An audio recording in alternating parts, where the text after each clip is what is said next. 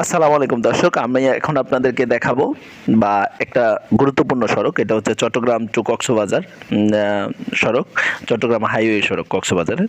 এখানে সরকারের একটা আদেশ আমি আপনাদেরকে এখন দেখাবো, যেটা হচ্ছে আপনি কি জুলাই জাতীয় সনদ সংবিধান সংস্কার বাস্তবায়নের 2025 এবং জুলাই জাতীয় সনদ লিপিবদ্ধ সংবিধান সংস্কার সম্পর্কিত লিপিবদ্ধ গণভোট দিতে ইচ্ছুক? হ্যাঁ, গণভোট একটা রাষ্ট্রের কখন আয়োজন করা হয়? গণভোট আয়োজন করা হয় যখন রাষ্ট্রের বিভিন্ন মাধ্যমগুলো, বিভিন্ন প্রতিষ্ঠানগুলো, বিভিন্ন সংস্থাগুলো সংস্কার করা প্রয়োজন, তখন একটা রাষ্ট্রে গণভোটের আয়োজন করা হয়।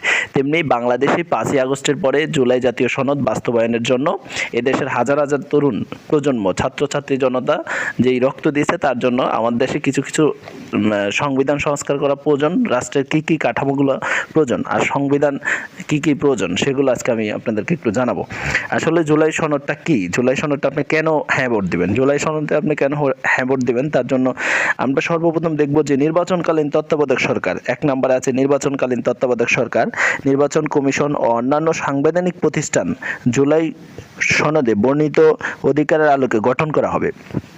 তারপর হচ্ছে আগামী জাতীয় সংসদ 2 কক্ষ বিশিষ্ট এবং জাতীয় সংসদ নির্বাচনে দলগুলো প্রাপ্ত ভোটের অনুপাতে 100 সদস্য বিশিষ্ট একটি উচ্চকক্ষ গঠিত হবে এবং সংবিধান সংশোধন করিতে হইলে উচ্চকক্ষের সংখ্যাগরিষ্ঠতা সদস্যদের অনুমোদন লাগবে।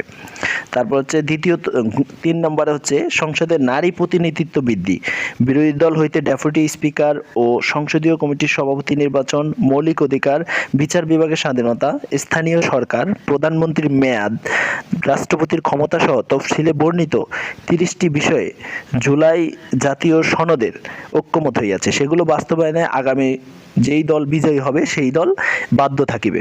তারপর হচ্ছে জুলাই জাতীয় সনদে বর্ণিত অপরাধ সংস্কার বা রাজনৈতিক দলগুলো প্রতিশ্রুতি অনুসারে বাস্তবায়ন করিতে বাধ্য থাকিবে। এই জন্য আমি জুলাই জাতীয় সনদে বা গণভোটে হ্যাঁ ভোট দেব।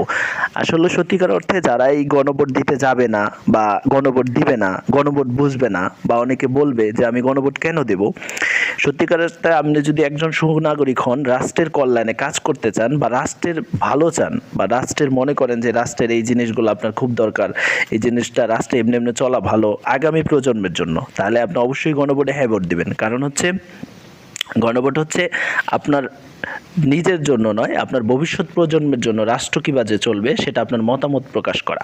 আর আপনি যদি এই মতামতে উদ্বুদ্ধ হন, তাহলে আপনার ভবিষ্যৎ প্রজন্ম তাহলে অবশ্যই ভালোভাবে দেশে চলতে পারবে। স্বাধীনতা, বিচার বিভাগের স্বাধীনতা, সকল ক্ষেত্রে তারা একটা মৌলিক অধিকার বলেন, সেক্ষেত্রে